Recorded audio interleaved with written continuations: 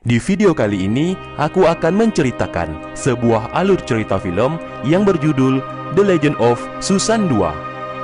Oke, tanpa berbasa-basi lagi, kita langsung saja ke alur ceritanya. Di awal cerita, kita diperlihatkan seorang wanita cantik dan nakal yang bernama Yinan.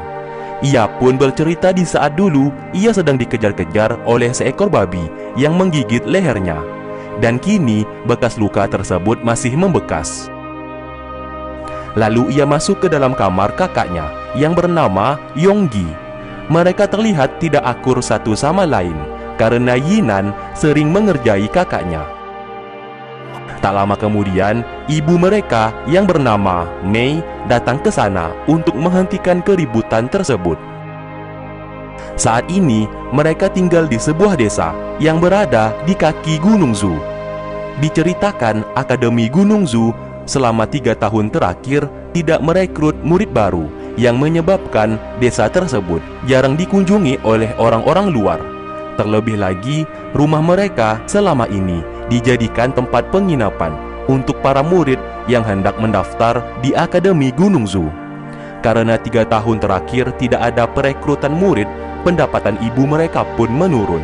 Setelah itu, Yonggi bersama Yinan menghampiri seseorang yang bernama Paman Wang dan memberikan makanan untuknya. Namun di sini, sikap Paman Wang kepada mereka sangatlah dingin. Di lain sisi, terdapat seseorang yang sedang mabuk, bahkan kepalanya ditutupi sebuah kendi. Ia bernama Paman Xiao, yang merupakan raja judi. Ia pun ditantang untuk bermain judi oleh seseorang di sana. Mendengarkan hal tersebut, ia pun seketika bangun dan menjadi semangat kembali. Saat bermain judi, Paman Xiao selalu menang, bahkan tidak pernah kalah sekalipun, yang membuat ia untung besar. Namun di saat permainan terakhir, ia menyadari kalau dadu miliknya mengeluarkan angka yang rendah. Karena tidak mau kalah, ia pun mengulur-ulur waktu. Tak lama kemudian, anaknya datang ke sana yang bernama Xiaolan. Melihat hal tersebut, ia pun melempar seekor kelinci milik anaknya, yang membuat lawannya itu teralihkan. Ia bersama Xiaolan beserta ketiga anak buahnya segera membawa uang tersebut dan kabur dari sana. Setelah itu, Paman Xiao mulai berakting yang seolah-olah telah meninggal. Xiaolan, Yinan, dan Yonggi membantunya dan berpura-pura menangis. Pria tadi datang ke sana dan langsung membawanya keluar karena ia tahu Paman Xiao sedang berakting. Alhasil ia pun dihajar habis-habisan.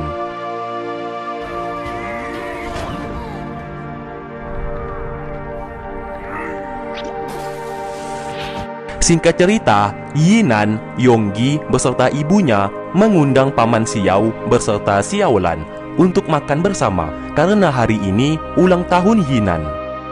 Terlihat Yonggi hendak memberikan hadiah untuknya, namun tidak jadi karena Xiaolan telah memberikan hadiah berupa seekor kelinci yang membuat Yinan menjadi sangat senang.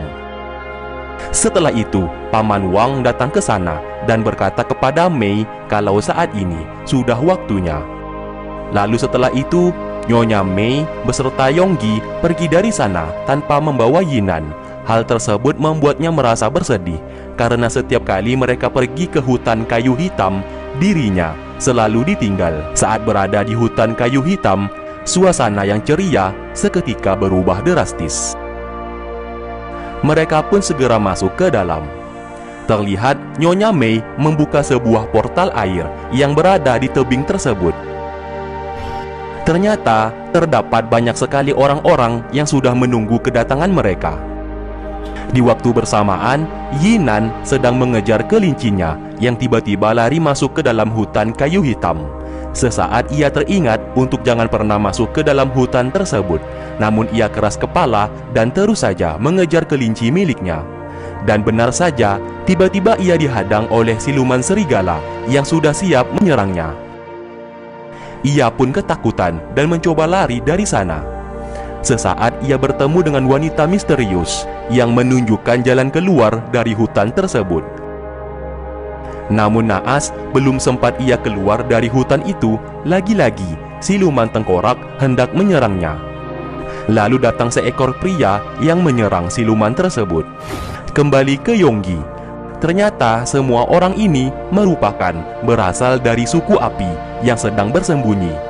Dan Nyonya Mei, Paman Wang, beserta Yonggi juga berasal dari suku api yang sangat legenda. Di sini Nyonya Mei hendak menjadikan anaknya, yaitu Yonggi, sebagai pemimpin suku api dengan melakukan sebuah ritual. Sedikit info, orang-orang dari suku api ini memiliki kemampuan untuk mengeluarkan api dari tubuh mereka.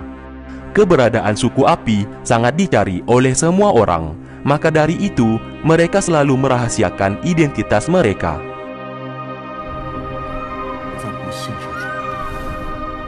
Setelah melakukan ritual itu, mereka semua sangat kecewa, terutama Paman Wang, karena kekuatan api milik Yonggi saat ini masih tersegel. Oleh karena itu, ia tak dapat menjadi pemimpin suku api.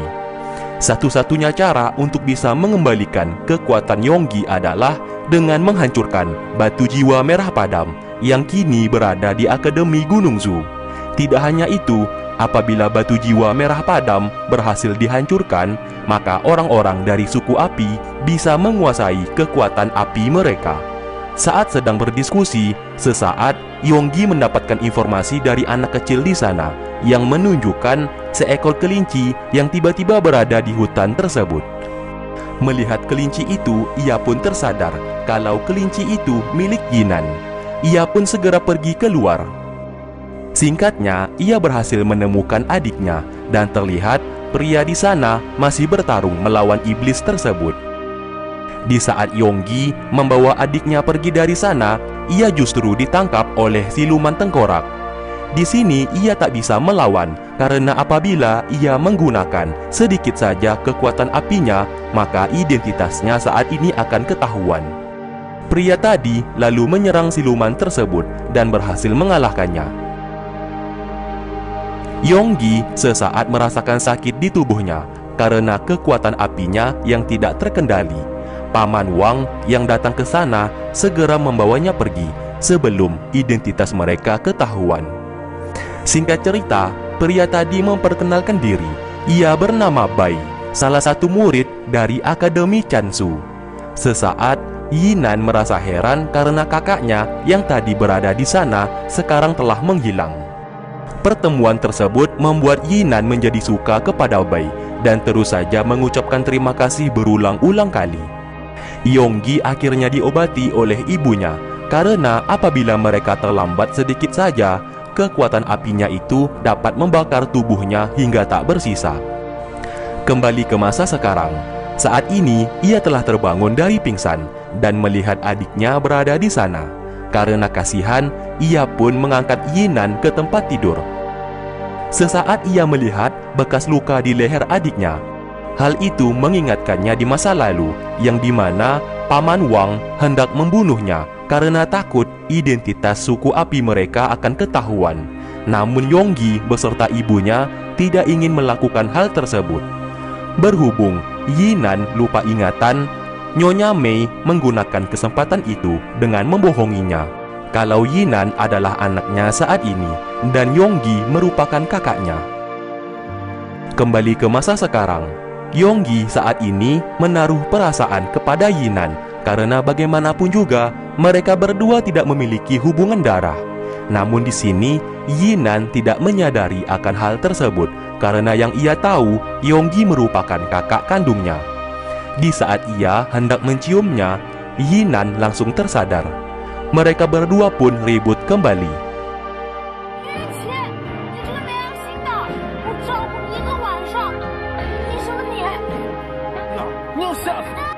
Di lain sisi, terdapat dua murid akademi yang saling bertarung. Murid berbaju biru berasal dari Akademi Gunung Zu, sedangkan baju pink berasal dari Akademi Changsu. Pertarungan mereka dilakukan sebagai bentuk menghormati dan menghargai sesama akademi. Di sana ada pemimpin Akademi Changsu berbaju putih yang bernama Zhu Yun. Sedangkan baju biru pemimpin Akademi Gunung Zu yang bernama Chang Mei. Kini mereka berdua sepakat untuk menyatukan kedua akademi mereka dan berencana merekrut murid baru sebanyak-banyak mungkin. Karena sudah 3 tahun terakhir, kedua akademi ini tidak merekrut murid baru. Zhu Yun bersama Chang Mei lalu pergi berdua sambil bercerita di masa lalu, yang dimana batu jiwa merah padam telah berubah wujud menjadi manusia dan menyerang kedua akademi. Untung saja Zhu Yun dan Chang Mei berhasil mengalahkan wanita tersebut dan menyegelnya kembali menjadi batu jiwa merah padam di Gunung Zu.